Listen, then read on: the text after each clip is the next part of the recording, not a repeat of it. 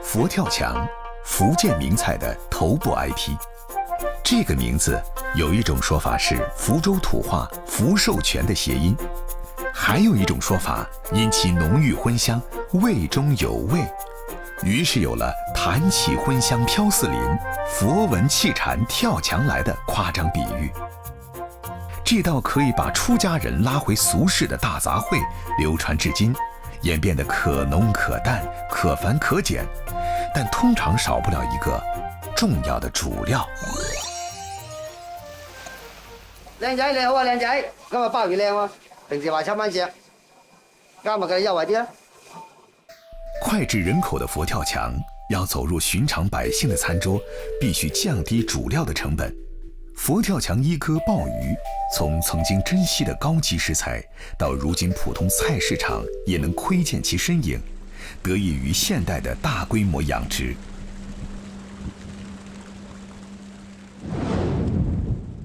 11月，南方刚刚入秋，近海镇古老炮台的脚下，岸边不远处的鲍鱼养殖场，工人们正在忙碌着。如果做水准备这个水备呢，阿伯。现在我们是在做疫苗的准备工作，这个准备工作准备得好，以后苗生长得也比较好。秋季是鲍鱼繁殖的季节，鲍鱼喷出体外的精子和卵子，通过复杂的技术进行人工干预，孵化出来的鲍鱼苗比灰尘还小。陈华生的养殖场正在准备迎接新一批鲍鱼家族的到来。怎么过这么长时间还没到呢？与商家预约的时间已经过去近2个小时，鱼苗的情况如何？陈华生的心里有些忐忑。到了。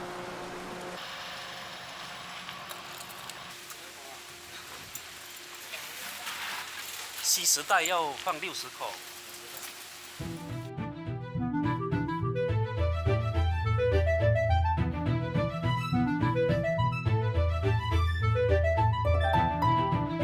先把这个袋子里面的温度和池里面的温度先拉近，然后等一下再倒。这个灰色的就是鲍鱼卵，一口池有20-30万的量。看着悬浮在水中的鲍鱼幼苗，陈华生悬着的心算是落地了。这是龙蔬菜，我们用来喂鲍鱼的，但是每一口你要控制这个投菜量，就1个晚上把它吃的差不多就好。16年的经验，陈华生对鲍鱼养殖如数家珍。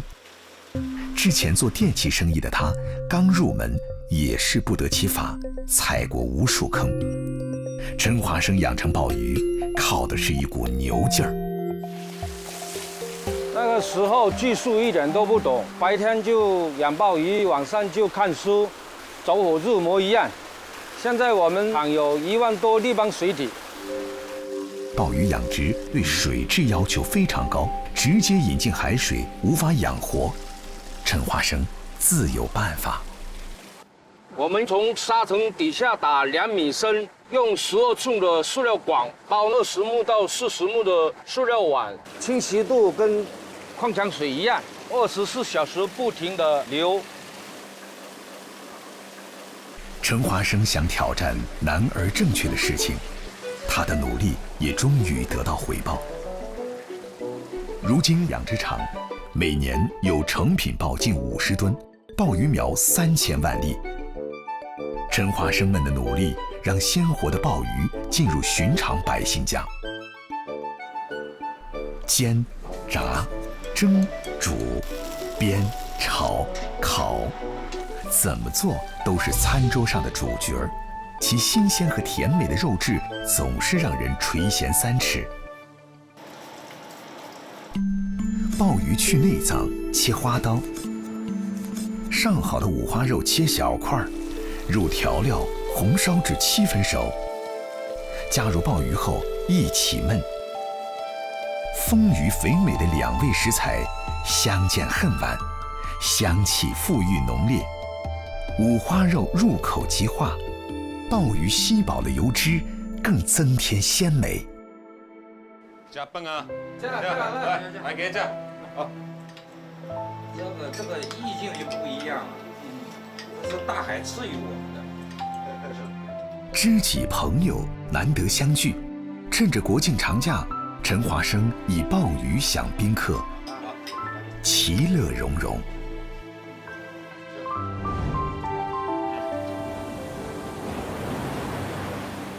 秋高气爽，风轻云淡，正是晒制干鲍的大好季节。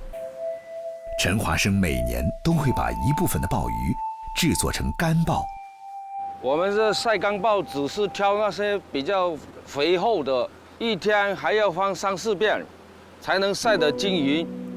这10斤鲜鲍才能够晒出1斤干鲍。晒好的干鲍身干形正，厚厚的肉足呈半透明状。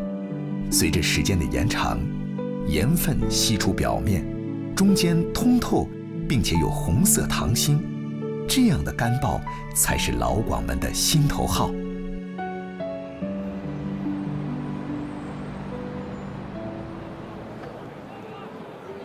姐姐，拜拜。